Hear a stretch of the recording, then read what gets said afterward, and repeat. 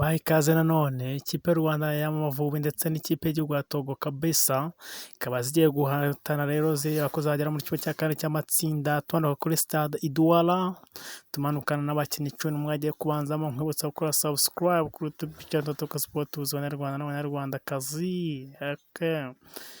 Rero zimwe mu z'ingenzi tukubwira amateka y'u Rwanda rero na Togo muri cyane, tutakubwira Rwanda Togo ibyo wamenya kuri uwo mukino n'abashobora kubanzamo n'ibyo turabivuga n'ingingo z'ingenzi.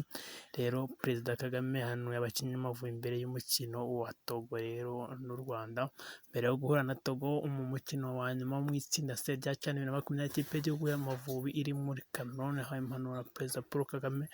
Kuri wa kabiri u Rwanda rurajya muri uwo mukino rusabwa gutsinda kugira ngo rubone itike yo gukomeza muri kimwe cya kane, mu gihe habura amasaha make ngo utangire umukino saa 3 z'ijoro. Umukuru w'igihugu ageneye ubutumwa abakinnyi b'Amavubi, anabaha impanuro nk'uko byatangajwe na Minisitiri wa Siporo Umunyangaje Aurore Masabo, waganiriye nawe hifashishijwe ikoranabuhanga ati "Intsinzi bana b'u Rwanda turabashimira cyane."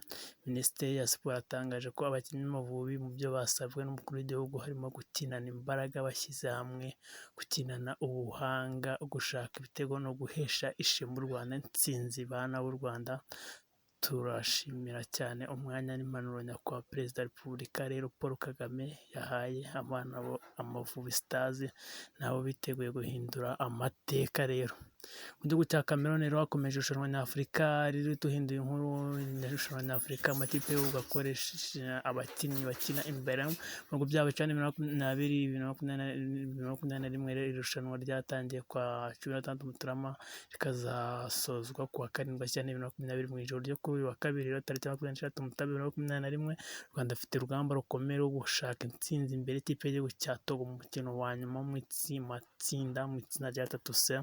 Harakinwa imikino ibiri yose iratangira isaha imwe, aho Maroc iri ku mwanya wa mbere n'amanota 4 irahura na Uganda kabisa. Imikino yombi rero iratangira saa 2 z'ijoro zo muri Cameroon, ni saa 3 z'ijoro zo mu Rwanda. Buri gihugu kikaba cyiteguye kubona intsinzi kujya kwifasha kugera mu mikino ya kimwe cya kane kirangiza. Rero makuru avuga mu makipe y'ibihugu y'u Rwanda Amavubi n'ikipe y'igihugu ya Togo rero ewana Despard Hawks. Rero ku ruhande rw'Amavubi umukinnyi ufite ikibazo gishobora gutuma adakina umukino ni Semana Eric Zidane, agize imvune zatuma amara hanze y'ikibuga ibyumweru 2. Kalisa Rashid nawe akaba ashidikanywaho nyuma y'imvune idakanganye rero yagize. Ku munsi w'ejo rero umutoza Mashami Vincent asabye abakinnyi b'Amavubi kuzakina rero umukino wo gusatira bagashaka ibitego, kuko nibadatsinda Togo bazahita basezererwa batarenze umutaro. Ku ruhande rwa Togo n'umutoza w'igihugu rero twa Jean Paul Abal yanduye icyorezo cya Covid ndetse na bamwe bakinnyi bakaba baranduye iki cyorezo. Umukino ukaba uratozwa na Claude Leroy usanzwe atoza ikipe y'igihugu nkuru rero kabisa.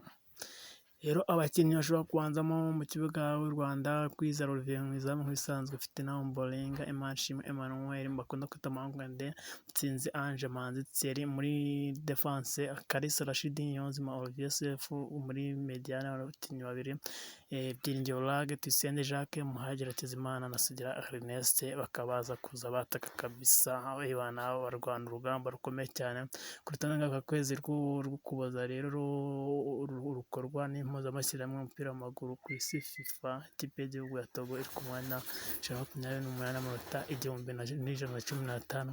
Ikipe y'igihugu y'u Rwanda iri ku mwanya wa 33 n'amanota 1099 ziyakungana cyane. Rero 2020 amateka y'u Rwanda na Togo ewana byose ukaba ugiye kubyumva hano neza cyane. Umukino uza guhuza rero u Rwanda na Togo rero uraba uri mu itsinda C, irimo ibindi bihugu nka Uganda, Maroc. Muri CHAN 2020 u Rwanda ntirurinjizwa igitego na kimwe, ariko narwo ntacyo rurinjiza rero, mu gihe ku ruhande rwa Togo mu izamu ryayo hamaze kwinjiramo ibitego 2.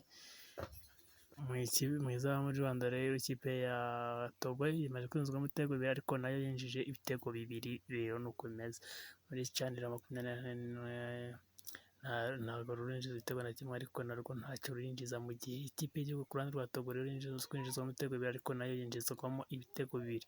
Itsinda C riyobowe na Maroc ifite amanota 4, igakurikirwa na Togo ifite amanota 3, u Rwanda rugakurikiraho ku mwanya wa gatatu amanota 2, mu gihe Uganda ari iya nyuma n'inota 1.